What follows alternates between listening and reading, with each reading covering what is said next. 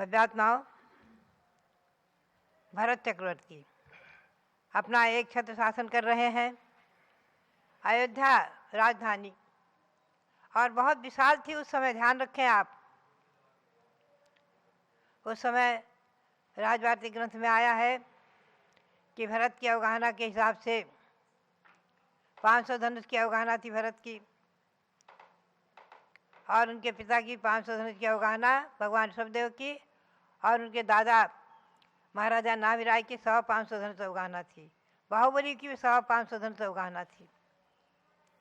आप चिंतन करें, वो सरस्वती महल जो 81 मंजिल का था, एक एक मंजिल कितनी ऊंची थी, आकाश को छूता हुआ वो महल।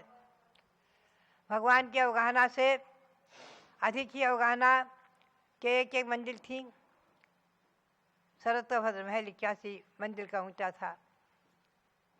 उस महल में सब रह रहे थे भव्यात्माओं। चक्रवर्ती की राजधानी अयोध्या उसमें बहुत विशाल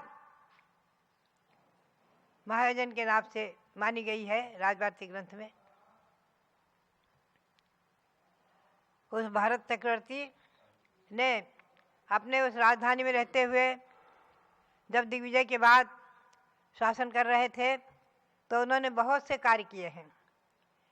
ब्राह्मण वर्ण की स्थापना की, उन्हें दान मान सम्मान देने के लिए व्रती बनाए आदि, और उपदेश दिया श्रावकों के लिए। उनके लिए 6 क्रियाएं बताई विशेष रूप से, जैसा कि आदि पुराण में महापुराण में वर्णित है। इज्जा, वार्ता, दत्ति, साधा, संयम और तप, इन 6 क्रियाओं का उपदेश दिया। इज्जा, वार्ता, दत्ति, स्वाध्याय, संयम और तप आप नोट कर सकते हैं। इज्जा यानी पूजा।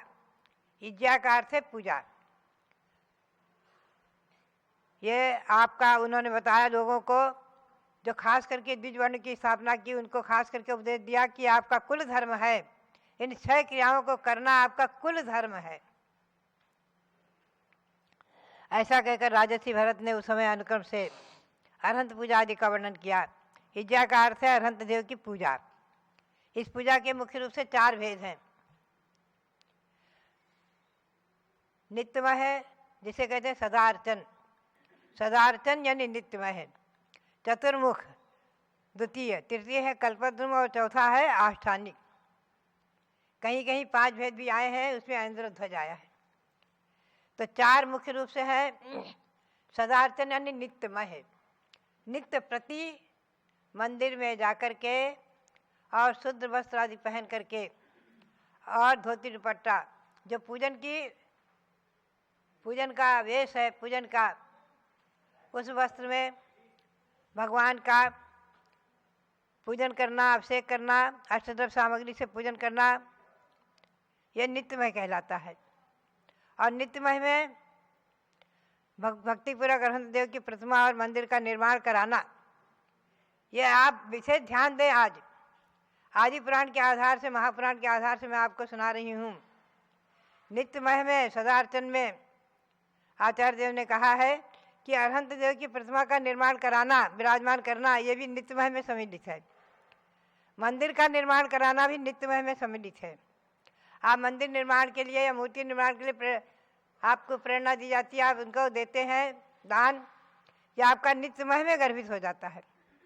और दान पत्र आदि लिख करके गांव, खेत, नगर आदि दान देना मंदिर की पूजा के लिए पुरानी परंपरा रही है कि भगवान की पूजा हमेशा चलती रहे। तो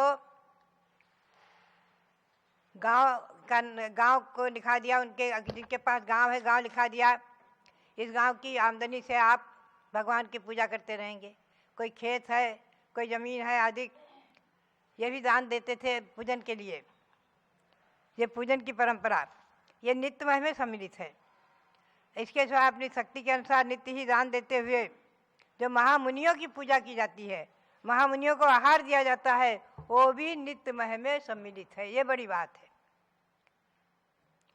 विशेष बात यह है कि मुनियों को आहार दान आदि देना, 4 प्रकार का दान देना, आहार, औषधि, अभय और वसत का दान आदि, ये भी नित्यमय में सम्मिलित है।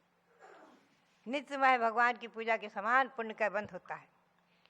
चैत्य चैत्यालयादि नाम भक्त्या निर्मापणम त्यजत शासनीकृत दानम च ग्रामादीनां सदाचनम या च पूजा मुनीन्द्राणां नित्यदाना संगिनी स च नित्यमहो ज्ञेयो यथा शक्ति उपकल्पितः।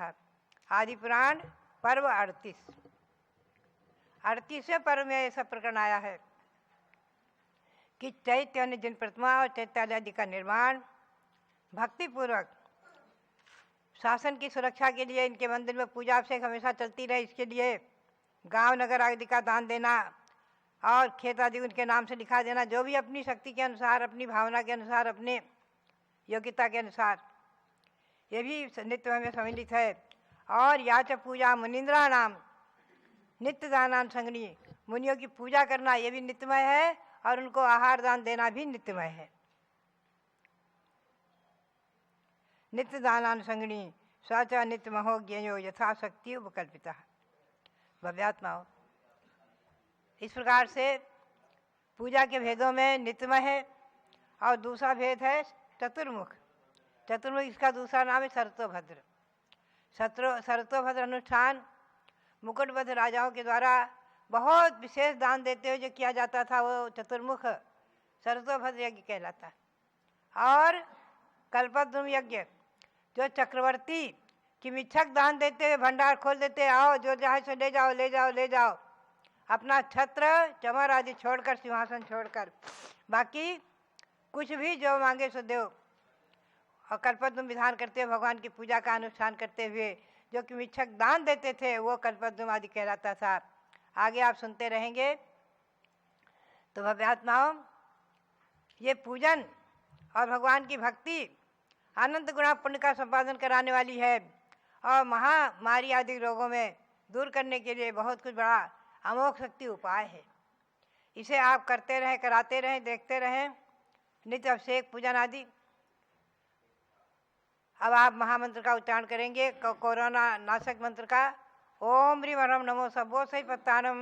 ओम ह्रीं वरम नमो सभो सही पत्तानम। वैश्विक महामारी रोग निवारणम कुरु कुरु स्वाहा। वैश्विक महामारी रोग निवारणम कुरु कुरु स्वाहा। आप अपने घरों में सुरक्षित रहते हुए कम से कम 1 घंटा नमोकार मंत्र का पाठ अवश्य करें और इस मंत्र को भी जपें। स्वस्थ रहें, दीर्घायु हो। और जिनके आज शादी की सालगिरह और जन्मदिन आदि, उनके लिए बहुत बहुत मंगल आशीर्वाद।